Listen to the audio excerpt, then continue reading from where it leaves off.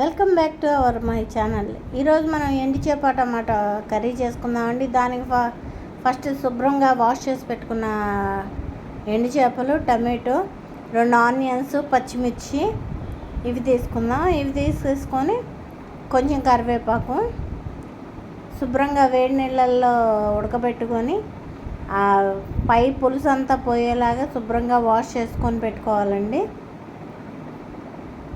ఎండి చేపలు. తర్వాత బాండీలో ఆయిల్ వేసుకుందాం. ఆయిల్ కొంచెం ఎక్కువగానే పట్టిద్దండి దీనికి. ఈ ఆయిల్ వేడెక్కిన తర్వాత చేపలు వేసేసుకుందాం.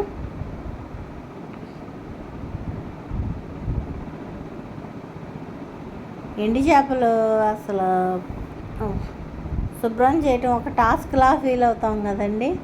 అలా కాకుండా ఈజీ ప్రాసెస్లో నేను చెప్తాను. ఈ డ్రై ఫిష్ బాగా అంటే చప్పగా ఉండే చేపలు, వాటిని ఏం చేయాలంటే మనం వేడి నీళ్ళు పొయ్యి మీద పెట్టి దాంట్లో ఇవి వేసేసేయాలి చేపలు. అది చెప్తా. ఆ ఎండి చేపలు వేగిపోయినాయి కదండి, అవి తీసేసుకొని పక్కన పెట్టేసుకోవాలి. ఫస్ట్ కొన్ని తీసుకొని పక్కన పెట్టుకున్నా అంటే చట్నీస్లోకి వాటిలోకి నంచుకుంటే బాగుంటుంది. కొంచెం ఉంచి అదిగోండి చూస్తున్నారు కదా, దాంట్లో పచ్చిమిర్చి, ఆనియన్ వేసి వేపుకోవాలి, వేగనిద్దాం. ఇందాక నేను ఫిష్ క్లీనింగ్ గురించి చెప్తున్నాను కదండి, దానికి అది చెప్తాను. ఫస్ట్ వేడి నీళ్ళల్లో నీళ్ళు పెట్టుకొని అందులో చేప ముక్కలు వేసేసుకోవాలి. ఇది 3/4 వేగినాయి కదా ఆనియన్స్, పచ్చిమిర్చి. అప్పుడు మనం కట్ చేసుకున్న టమాటో ముక్కలు వేసేసుకోవాలి.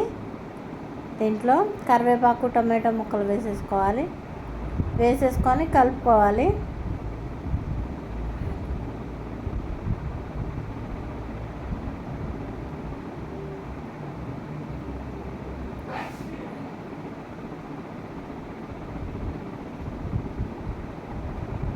కలుపుకొని దాంట్లో తగినంత సాల్ట్, తగినంత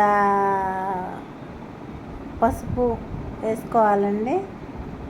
వేసుకొని కలుపుకోవాలి.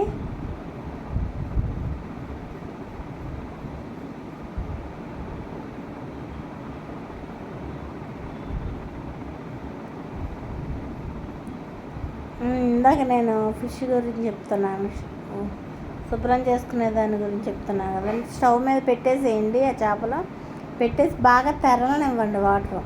ఆ చేపలు వేసిన వాటర్ తెరలని ఇచ్చిన తర్వాత అవి తీసేసి ఆ వాటర్ కొంచెం స్పూన్తో వాటర్లో ఉన్నప్పుడు ఇలా అనండి, ఆ పులుసు అంతా వచ్చేస్తుంది. తర్వాత ఆ వాటర్ వంచేసేసి చూడండి, చేప వేగింది, అదంతా టమాటో అంతా మెల్ట్ అయింది.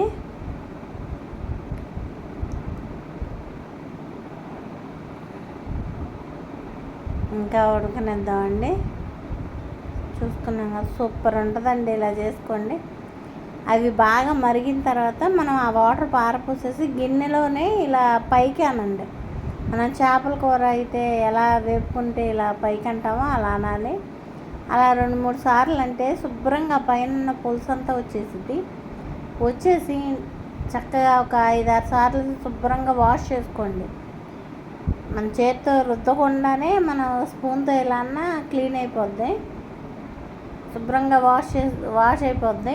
అప్పుడు నేను చూపించాను చూసారా, అలా ఉంటుంది చేప. శుభ్రంగా వాష్ అయిపోయి చక్కగా ఉంటుంది, పులుసు ఏమీ లేకుండా బాగా దగ్గర పడిందండి.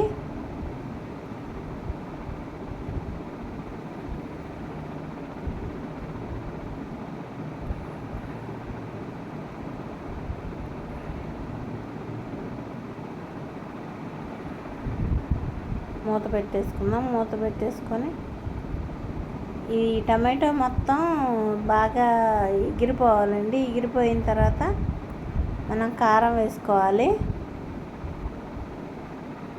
కారం వేసేసుకొని దగ్గర పడేలా ఉండాలండి. మా వంటలు కనుక మీకు నచ్చినట్టయితే థ్యాంక్స్ ఫర్ వాచింగ్.